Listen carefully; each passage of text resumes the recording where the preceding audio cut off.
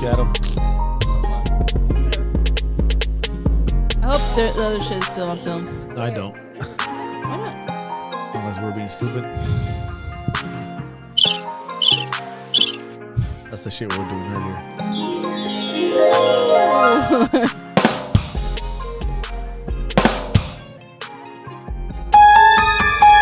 That's where we're at. What's up, guys? Damn. Welcome back. I'm Jose Joe Vargas. Whoa. The government name? I can't do mine. Government name. not Magdia doing Maggie Duarte. Damn it. The handsome man that just left is Adam Alexander. Yeah. True that. He Cool. makes this shit happen.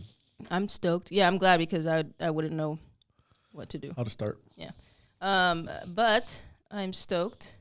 We didn't have any fights this weekend. That's what we were talking about before we were really interrupted by Adam. And now we have to restart. But yeah, there were no fights. Not that I know of. I mean, there were some fights in Sanford, stuff like that, but they were tight and they were small fights. You know what I saw? It was what was it? Prime. I was looking for a show to watch, and I saw that they were streaming. But I can't remember the name of the promotion. But it was super small time. I'm like, oh, are they like, kind of like Top Rank? How they put? I don't know. I don't know what they're doing. Seems like they're teaming up with other promotions. That'd be pretty cool. I also saw like a clip of this video of Yoel Romero. Right, he used to be an Olympic wrestler, and then he went to UFC. The Cuban. It's called Dirty Boxing or some shit like that. I didn't look into it. I saw a clip. I'd have to show it to you. They're like boxing, but with small gloves. It's like a step up from bare knuckle, but it's in an actual ring. Yeah, I don't know what the fuck. It was crazy. Yeah, I don't know what to say about all that. Neither do I. I'm a boxing purist. So we're bougie. Good luck with your little shit, but yeah, we're bougie here. Speaking of bougie, I'm stoked. I guess we can call this Styles Makes Fights, right? Adam, matchups. We did your fucking homework. Styles Makes Fights. Yeah, so this is like, for example, a lot of matchmakers or managers feel like because A lost with B, he could beat C. Right. And I have 4 examples. There's a lot more, but I have 4 examples how Styles make fights. And just because you beat this guy doesn't mean that guy can beat the. Right. I'm gonna confuse you guys. I'm gonna take you into a big old. It's like a love triangle. Whoa, that was perfect. But on that note, it's like a love triangle, right? Some shit like that. It is a love triangle, but sometimes there's 4 people. So what do you call that? A square? Love square? Love square, yeah. Let's call it a love square. A love square. No square. Okay. For example, starting off with the first one, Muhammad Ali. He lost to Joe Frazier and Ken Norton, right? He beat Joe Frazier, but this is before he beat them. He lost to Joe Frazier. He lost to Ken Norton, and both those guys go fight George Foreman. Okay. George Foreman knocks both those guys out. Shit. What's that word? Annihilates Woo. them both. This is why I think Ali's always mentioned as the greatest. Ali could have said, "Damn, both those guys beat me. Mm-hmm. Why am I gonna go fight that monster and knock both of them out?" Right. And Joe Frazier put Ali on his butt, right. And Ken Norton broke Ali's jaw. And here in San Diego, for the boxing historians, that happened here in San Diego at the sports arena. Dang. Ali takes the fight with George Foreman. Ali knocks out George Foreman in the 8th. Damn. That's where the rope-a-dope came. He let him punch himself out, and he knocked him out. So that was kind of like, well, everybody thought Ali was a sitting duck. Yeah. Because, like I said, George Foreman just destroyed both guys. That one broke Ali's jaw and one knocked Ali down. Right. But it goes to show you that you're not always right when you pick right.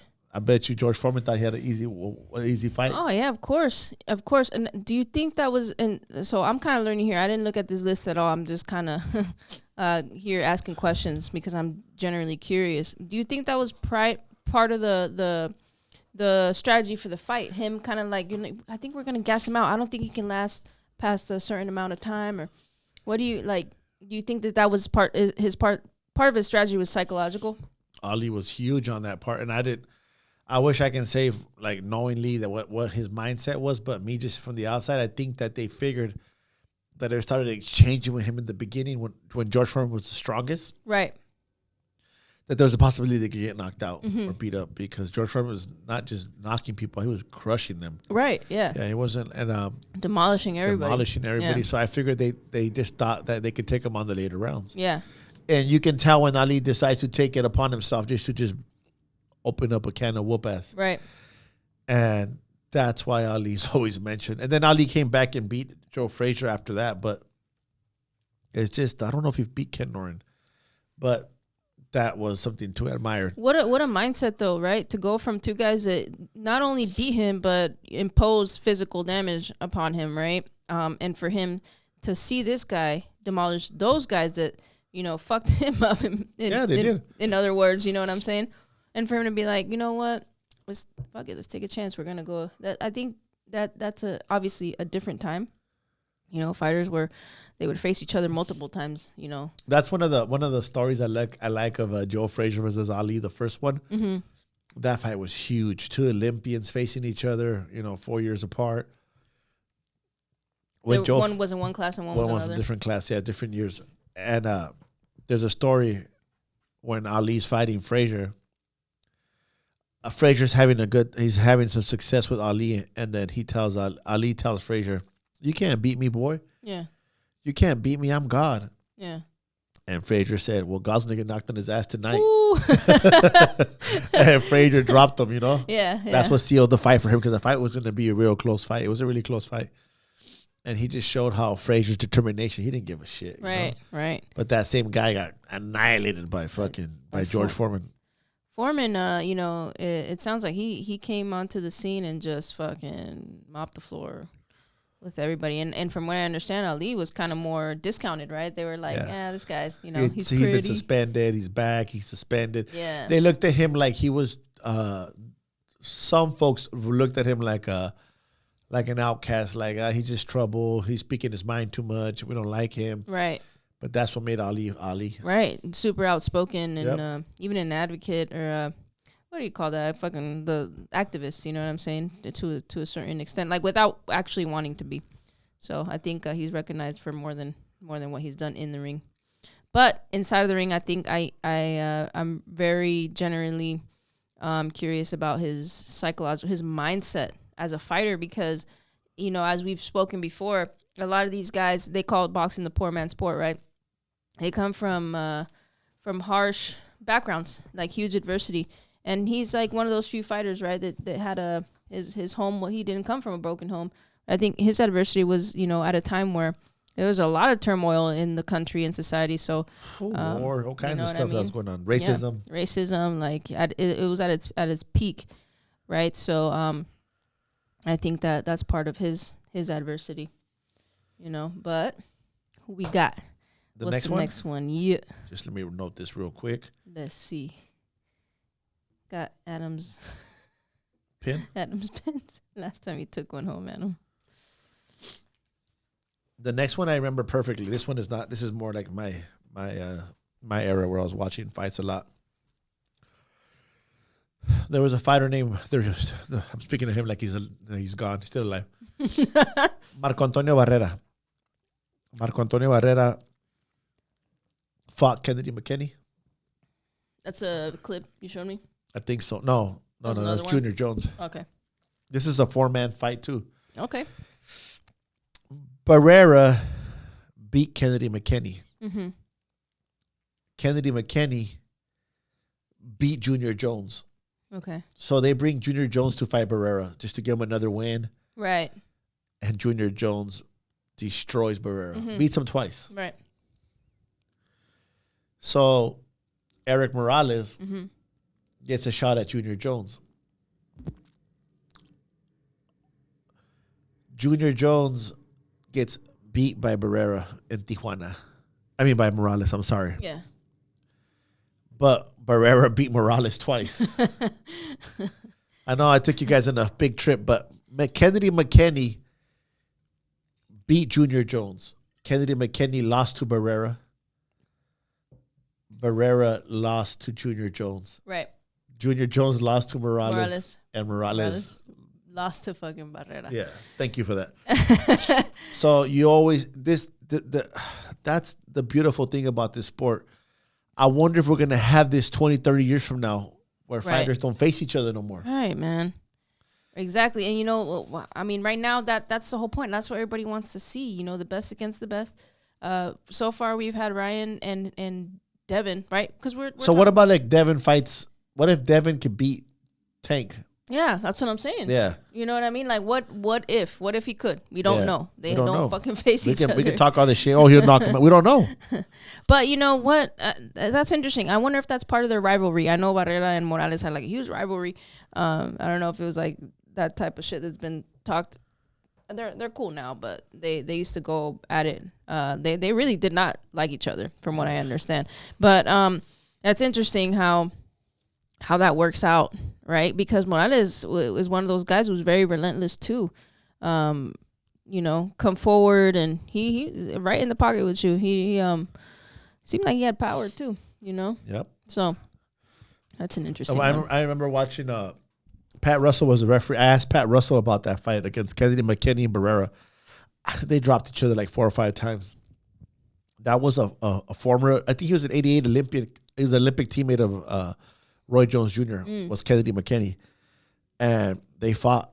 There wasn't a big fight. It was HBO After Dark. It wasn't no pay-per-view event. Shit, it was just a fight on regular. I mean, HBO was a pay channel, but it wasn't pay-per-view. It wasn't pay-per-view. Yeah. And there was a fight that to this day is one of the... And the Junior Jones fighting Barrera, that was on HBO too.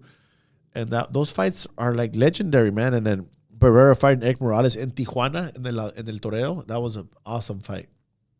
And I just thank God all these guys fought each other. Yeah. You know? Yeah. That's definitely what we're missing today, for sure. And then Kennedy McKinney beating Junior. Junior Jones was the problem to her. But these guys, just styles make fights, man. Yeah, absolutely. Styles make fights.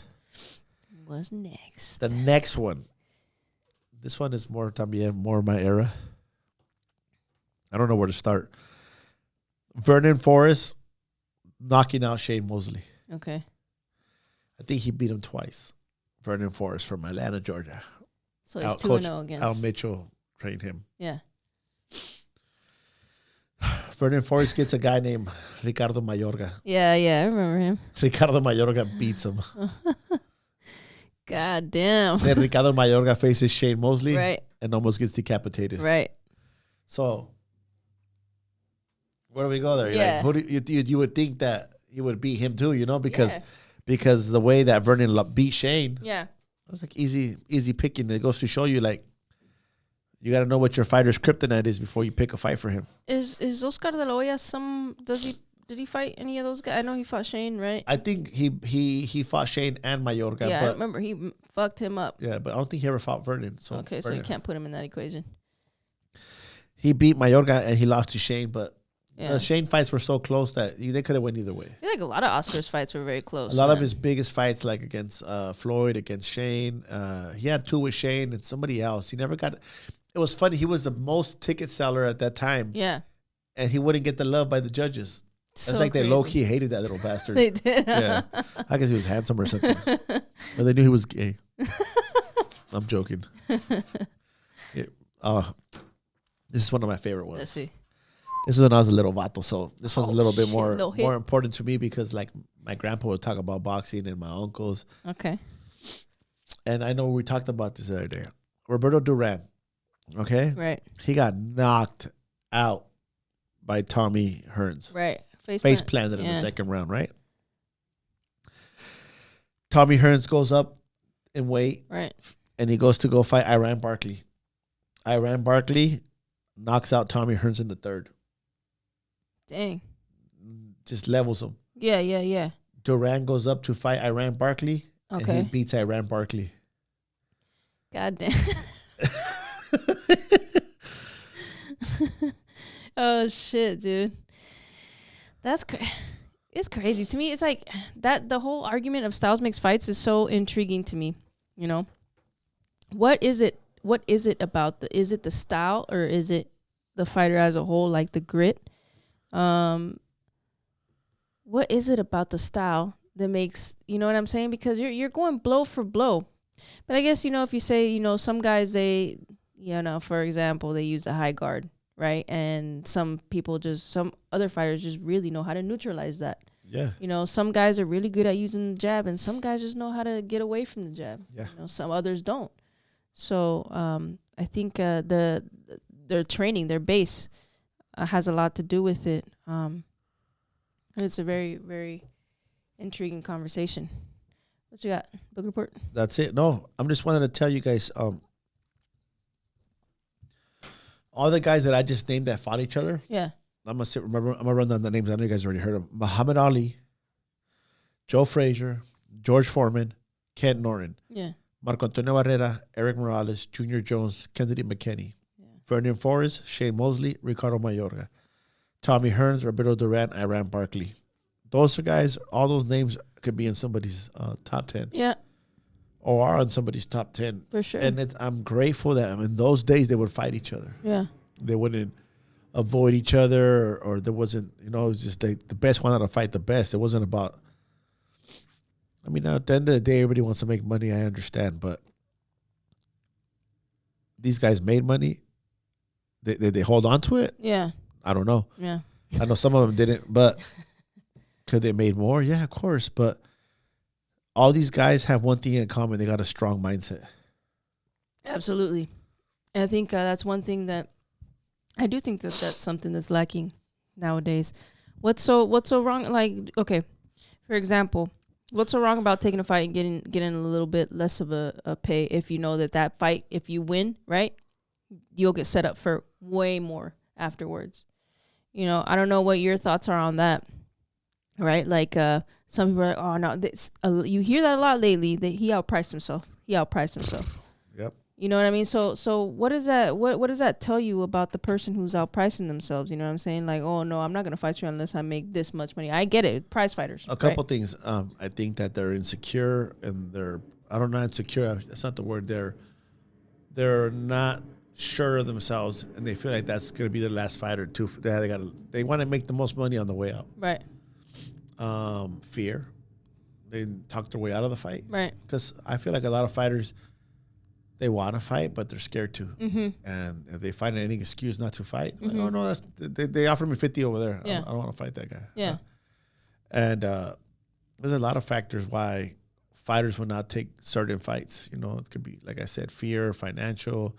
When it comes down to it, I think it's just fear. Okay, so I sometimes I like to go to the comments and see what people's perspectives are, right? And you see a lot of people say, oh, he's ducking this and that, and then there's some people who's like, dude, they're fighters. They're not ducking each other. Like they're fighters.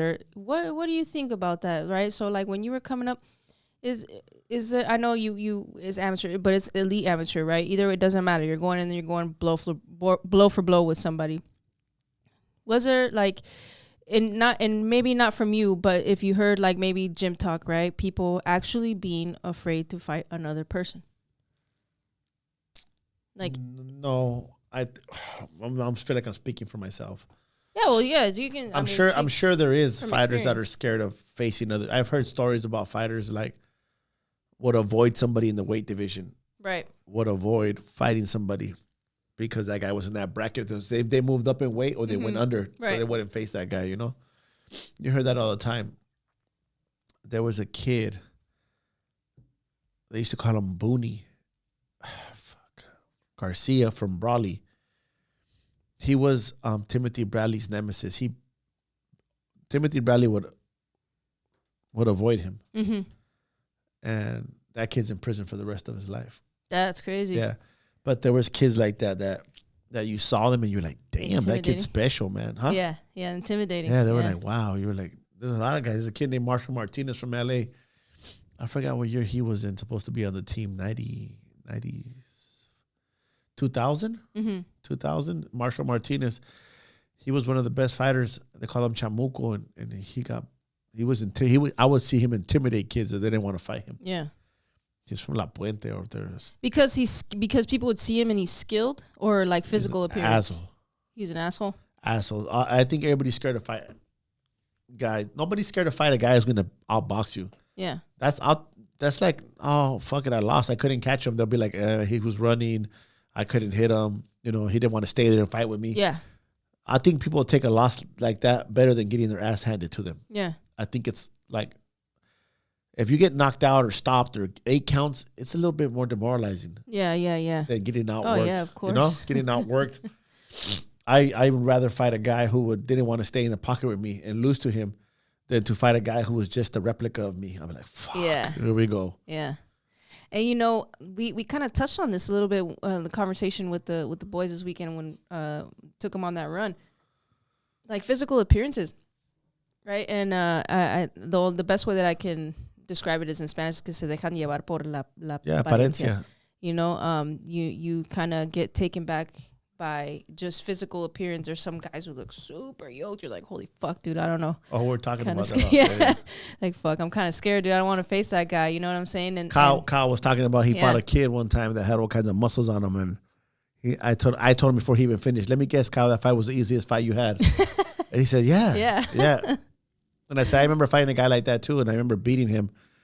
And my coach saying, man, that guy had muscles on his ears, bro. He was so buff. But, you know, appearances sometimes are more intimidating than the actual fight, you know? Like, you know what? I love the story you tell about when you fought that the Marine. Yeah. First Marine I fought. Yeah. I was petrified to fight. I was when you turn senior open in the amateurs, you get to fight anybody in any age. I mean, older than you. Like, there's no limit now. Like, when you're 17, you fight like 16. Brackets, yeah. You stay within a year of each other and a few pounds. When you become open, you fight anybody, 35, 32. I was going to fight this Marine, and he was, like, barking and doing – no disrespect to my Marine brothers. Like, he was barking, hoorah, semper fi, all this shit. I started getting a little nervous, like, what the fuck am I going to fight? Who am I fighting? You know, like, I'm fighting the whole squadron. And my coach grabbed me. He goes, you're only fighting one of them. Yeah. Don't worry about all of them guys, what they're saying. And it was a very easy win. And I was like, oh, it ain't that bad. Yeah. But I was scared. It was like the perception of him. I was thinking, because I grew up in the era where you didn't say nothing before you fought. You were quiet, humble, and you go and fight, and that's it. Yeah. I was watching them do all this shit before we even fought. They're all pumping them up, slapping each other. I was like, damn, this guy must be really good. He's going to beat the heck out of me. Yeah. He had a support system. Yeah. So that's interesting. My support system was different. It was just quiet. Let's go handle business. Yeah. Let's get out of the ring. Let's go to McDonald's after we're done. That was my prize, a big fat Coca-Cola. Yeah, and I love that because you just go in there, handle business, and I'm out. I mean, that's what you're there for, you know, at the end of the day. But so I didn't know, you touched on this a little bit too, but you said that the people from the academy, like Annapolis and the Army, I didn't know that they have an amateur program, right? Yeah. But they only fight each other. They don't fight, like, for example, regular amateur shows. They can, but usually they stay within each other. Okay, so they can branch out. Yeah, they can, but they don't stay because they get like a direct pass all the way to the end, but they get annihilated anyways. Yeah. So I don't know. I mean, fuck. I would go out and compete however and whenever I possibly could get the most experience. But you're saying you went against Marines. Like, how did that work? It was like a program. Oh no, Marines and Army, they fight with us. Okay, the enlisted. Navy. Yeah, the enlisted men. Okay. That's the Olympic team, the national team. Yeah, they go to all the tournaments. The Ivy League, the guys that are going to be officers. And then they have their own they have their own thing. Got it. Okay, interesting. How often would you face these guys? Like, it was like if they go to the finals and the tournaments, they get like all the way to the front almost. Okay, interesting. They have their own tournaments. Okay. Yeah, they have their own tournaments. One of them, I got a couple of friends on. I'm gonna tell them to break it down to me how they do it. Yeah. Yeah, one of my boys, a lawyer here in San Diego, he fought for collegiate boxing. Oh, okay. I don't know. That's the thing. I don't know too much about, like, they're under USA Boxing there, but there's their own like little thing, right? Like a bunch of blue chip kids. They got like their own. We'll fight each other. We'll stay away from you guys. I got a funny story. When I'm gonna share this one story too. It's about Kyle. When Kyle was in training with us, we were gonna go against him with one of our fighters, right? And the kid said he had 25, 30 fights, right? Okay. I'm not gonna throw his name under the bus, but. I thought you were going to throw the name out there. You know who you are. He was kind of like, he acted like he was really good. Right. So he told Coach Bashir he had like 25, 30 amateur fights and this and that. And I didn't know they were collegiate. Yeah. So when we start fighting, I start seeing him having a hard time in the first round. Yeah. Going against Kyle. Kyle's in the opposite corner. And I knew who Kyle was. Yeah. And I told Coach Bashir, what's up, Coach? What's up with this kid? What's happening? I thought he had fights. He said he had about 25 amateur fights, collegiate fights. Mm-hmm. I said, well, that boy's going to go to school today, Coach. He's about to find out. And he got his ass handed to him by Kyle. Kyle Bowski. Kyle beat a couple people, man. Kyle was, he just came forward like a robot. Yeah. Throwing nonstop. And he beat us. I'm excited. He fights this weekend. He fights on Saturday. Yeah. He's an exciting kid to watch, man. He's a good kid too. So, and yeah, he's very come forward. I don't know. People go by like speaking of appearances, right? Some of these guys like white boys, blonde with blue eyes. People for some reason they mistake sleep on them. Huh? They sleep on them big time. But I actually wanted to touch on something that I saw on this morning. I was watching a video. I think I kind of briefly spoke to you about it. Pitbull was being interviewed. I think it was by Fight Hype, some shit like that. And they asked him about the Rayo fight because they were in talks about making the fucking rematch. And he pretty much mentioned that, and all in all, pretty much saying that he doesn't like fighting fighters that run, which I found interesting because as I remember that fight, I don't think Rayo was running at all. But I looked through the comments and everybody had turned against Pitbull. Yeah, a guy who fucking everybody loved because of the Tank fight. Which in itself he wasn't supposed to fight Tank. I guess it was like a short, I don't know, maybe like a month, 3 weeks. But either way, he had a great showing against Tank, and now everybody's like, "What's up with this fool?" You know what I mean? But I think it's the way he lost to Rayo that turned people off. That he got robbed, and he felt like he really won, and he didn't even change his statement after he went and watched the fight. Rayo was not running. Rayo was giving him angles and moving. That's the way to beat him. He's not going to sit down and trade with him. Beat him at Rayo did an excellent job. He did great. He was touching. He was hitting and moving, and he wasn't running. He was literally just shifting to the left or to the right. But I don't remember him. He was getting backed up, but he was hitting him, landing solid shots. But yeah. To answer your question, like the boxing fans are like, they are how they are. Like one day they love you and one day they hate you. Yeah. So enjoy it while you're on top. Yeah, absolutely. And I think for any fighters out there, man, take it, as a grain of salt, man. Don't take it personal. I wouldn't dwell on that shit too much. Just like you were telling Lighter today, it's like you can't worry about what fucking people are saying, man. Lighter's one of our kids at the gym. He's what, 13, 14? 14, I think. It's my boy right there. I'll make him a fighter against his mom and dad's wishes. But yeah. Pitbull's gonna face Tashido. What do you think about that? Ooh. I think that's a perfect opponent for him because Tashido's not going to move anywhere. Tashido's going to stay with him. I wish Tashido could pull it out, but I hope pull he it does. off. But I don't know. I don't see it. We'll see. I don't know if you've been in touch with him, and he was recovering from a tendon injury, right? I talked to him last week about a laptop missing. When we came back, the promoter gave us a laptop and a speaker to come back, bring it back with us to give it to. For real? I didn't know. He told me to keep the speaker. I give it back to him and the laptop to give it back to, and they can't find her now. Dang. It's not Tashido's fault. It's the people that were with him. Yeah. Yeah, that's an interesting Tashido couldn't even walk. He was on a wheelchair. Yeah, his tendon snapped or something. Ruptured tendon, yeah. Which is fucking gnarly, but I hope that he pulls it off. I'm definitely going to be rooting for him in that fight. I don't know. I think it's on the same card as Morel and Benavides. So, ooh, that's a good fight to talk about when the time comes. Yeah, absolutely. I'm looking for upcoming fights, and I can't think of anything big coming up, right? Let me see. I know December 7th,